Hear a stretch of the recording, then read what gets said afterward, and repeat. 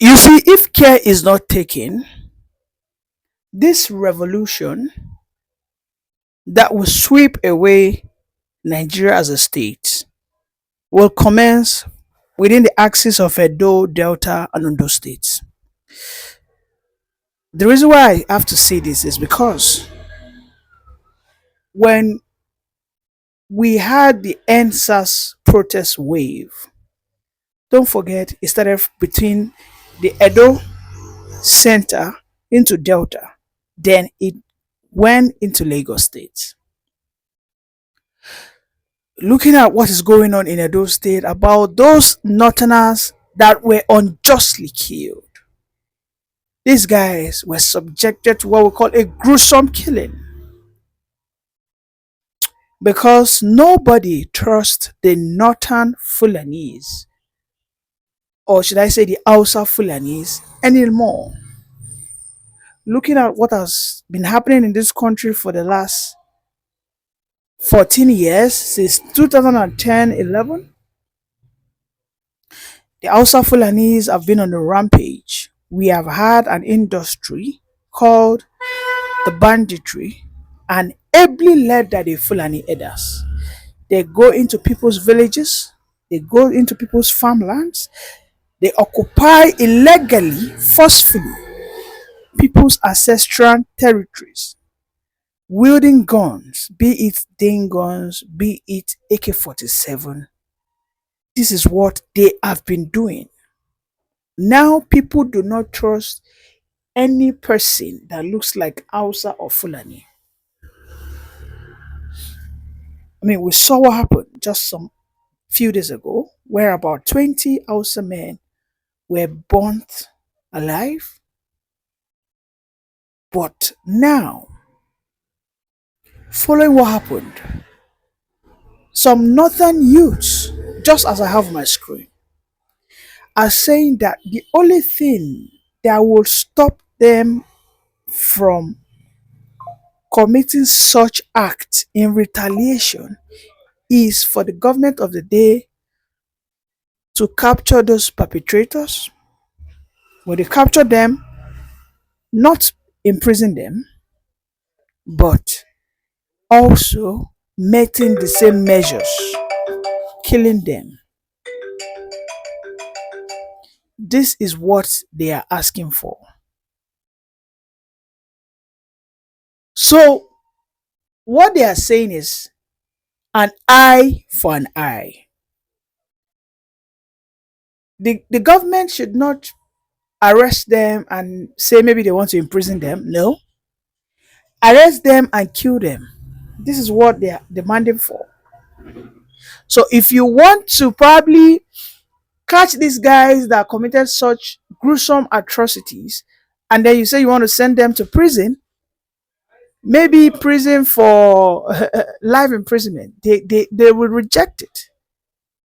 That the only thing that they will accept is to see those guys killed, probably sentenced to death by hanging or even by the barricades. Maybe they hang them on the pole and they shoot them.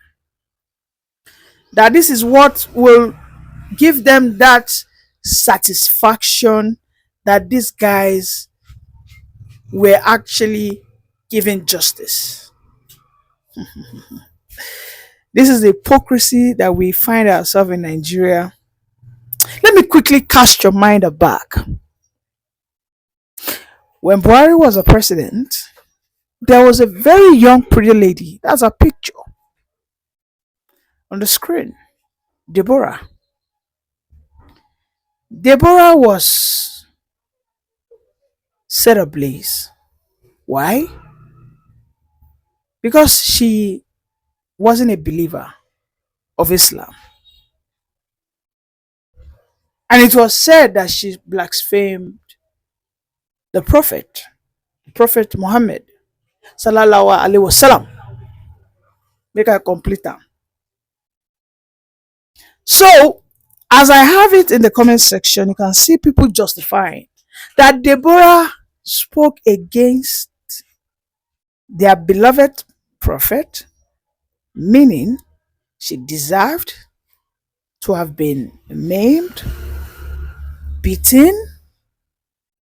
humiliated, and finally set ablaze. That you cannot connect the dots. That Deborah's case was a unique case and it was justifiable. But these guys are innocent people who were just simply going back home to Kano and Katsina to celebrate the Salah after fasting of Ramadan. But again, they were mistaken for Fulani herders, so they were killed. Therefore, the government must fetch out those killers and also do the same. I hope you listen to that. That is the hypocrisy. The North are having their way. The South are only noisemakers. When Deborah was killed, Buhari was queried. Christian Association of Nigeria came out that the gruesome killing of Christians because they disagree with a religion must be met with justice. That the Nigerian police force must fetch out those that committed this atrocity. One of them, you have his picture over there. This guy came out and said, I set her ablaze. This is the matchstick that I used to set her ablaze. That she has no right to blaspheme the prophet. Till this very day, not one single soul has been caught. Could it be because the North are above the South? I mean, if we look at the polar system, the North is always up, the South is always down. So does it mean that the North are above the Southerners in terms of influence, in terms of power control, in terms of treatment, attention, governmental opportunities? These Northerners are saying that if these people who killed these 20 Hausa hunters, as they speculated, if they are not equally put into that death row, they will retaliate. Some elements are issuing threats on social media, and the police cannot issue a statement to counter it. All of a sudden, the police PPRO is silent. Nobody is seeing that threat, this subtle threat against the Southerners. In fact, you know what worries me? They are saying that these people are Christians, and they are saying that these people are Igbos. Which concern Iromi? What concerns an Edo man with an Igbo man? How do they align? How do they connect? Come. What does an Igbo man has to do with an Edo man? In any way, are they related? Come, make I just ask you this question. I don't want to make you come, just talk. I didn't talk now. No. They be the same thing? No, they're not the same thing. You are from Ebonyi, right? No, I'm from Imo State. Imo State. Imo and Edo, are they the same? No. Thank you.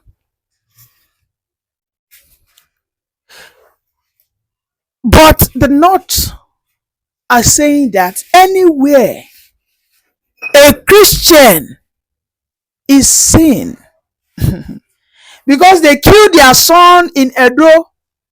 These were people who were moving from rivers to Kaduna and Katsina with almost 30 guns. because some youth, some overzealous youth who have been apprehensive against the Fulani elders for a period of time. I made a content in the morning. Please check it out. That's the link.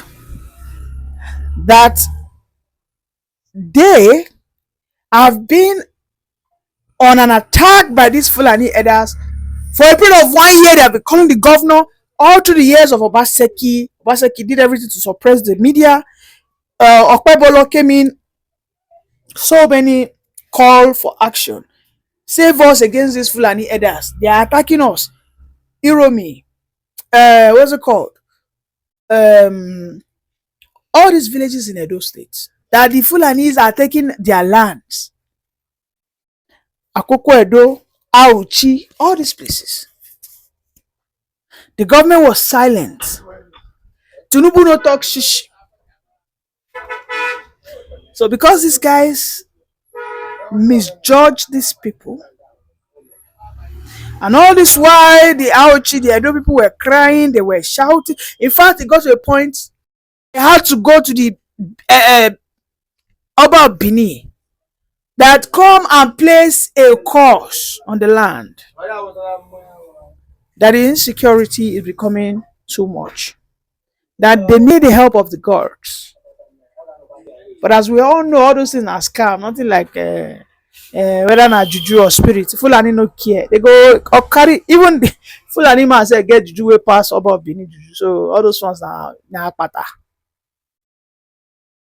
But within just 1 day, the president spoke against the killings of the Northerners. The Nigerian police spoke against this. The Northern Governor Forum said that they are against it, that the perpetrators must be put to book. The Ebola was set ablaze in Sokoto. What did she do? She wasn't caught with a gun. She was not caught with a cutlass. She said she doesn't believe in Muhammad. That Muhammad, to her, according to her own religious belief, is non-existent. They fired that baby. They fired, nothing happened. Buhari did nothing. The people that set her ablaze, their pictures, as you can see on my screen, everywhere. You can see when we say that Nigeria is set up to be a system that is in a continuous conflict. Now, so then take create Nigeria. Make Igbo man they jam head with Yoruba man. Make Yoruba man they jam head with Fulani. That is what they created. Was it not just some few days ago, some Igbo senators were in the Senate House of Assembly crying that why is it so hard for an Igbo man to get anything? When Onfrenwo sued the Yoruba senator, he came out that never over his dead body for every Onfrenwo to be immortalized. That it was because of him Abiola did not become the president. Your own hero will be my own villain. My own hero will be your villain. Some people are saying that Abiola was a thief, he was a scoundrel, he was a scammer, he was the one that plotted the coup against what's it called? This man that came after, I can't recall his name now. Idiagbon, is it Idiagbon today? Idiagbon, yes. Pardon my French. So you can see that sometimes I will sympathize with the Biafrans. I will sympathize with the people like Sunday Igboho, because what is happening in Nigeria today was what happened in Switzerland. This was the same thing that happened in the Slavic nation. When I talk about the Slavic, I talk about Norway, Denmark, Sweden. We have to get to a point where we will all sit on a round table. Okay, if we want to be as Nigeria, fine, but we have to have what we call regions. Old Eastern region, day your day, my day, my day. There's a song that Wike sings, day your day, make a day my day. Nobody waiting, make nobody worry anybody. And another song you say, Yendeba, you do for me, I do for you. You scratch my back. Listen, Nigeria, we have to come to that table and have that agreement. Not Yes, we are in one country, but in this country we are a tribal country, but we have to respect ourselves. The North are practicing Sharia, the Southeast are Republicans, the Southwest want to have what we call a feudal system. That is the way we should run. The Middle Belt wants to have whatever, maybe it's democratic, whatever system, but we will not have a central president that is so powerful. We will now make our central president so powerless. We will have regional president or regional premiers, prime ministers.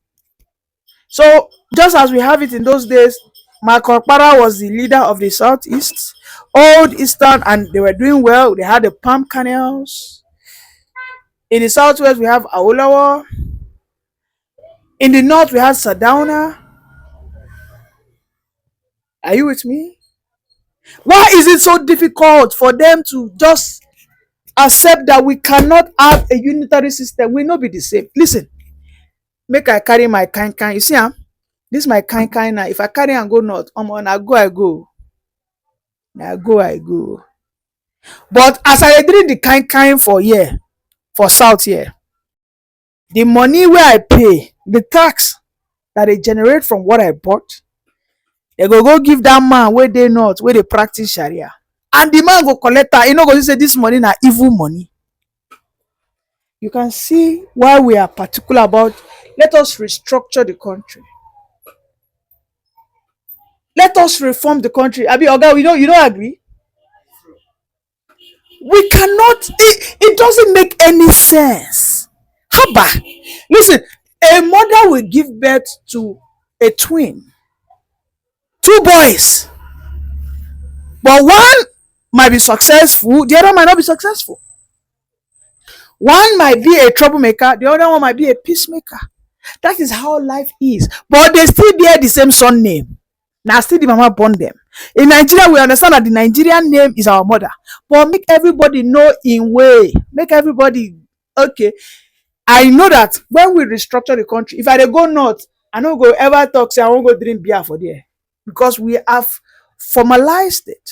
I won't go there and say I want to go and talk against one religion that is not mine.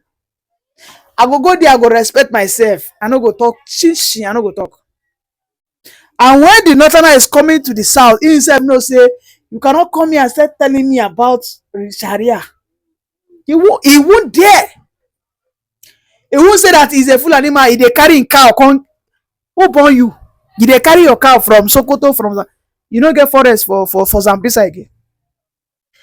If we do not get to this point of maturity to accept our differential lines, unfortunately, we'll continue to have such gruesome killings. After all, we have been having Fulani headers killing people here and there. Deborah was killed. Another Rhoda was imprisoned unjustly. So many people have been killed by Fulani in Ebonyi, in Doni, in Ewamufu, in Akoko Edo, in Uromi. So many of them have been killed by Fulani headers. Tinubu no talk, Shingbaka no talk. Police no talk. Northern governors no tell their children make dem no do am again. So why all of a sudden everybody becomes so vocal? Because some exuberant youth went to kill the Fulani people, or should I say Hausa. I am not supporting it. I'm not supporting the killing. But it is suspicious. It is worrying that when an Ebonyi man die, it no matter. But when Aboki man die, everybody go begin shout, hey, they don't keep person. Are you telling me the life of an Ebonyi man is worthless? Let us ask ourselves the damn truth here. A nation will not exist if equity, justice, and rule of law is not there. Thank you.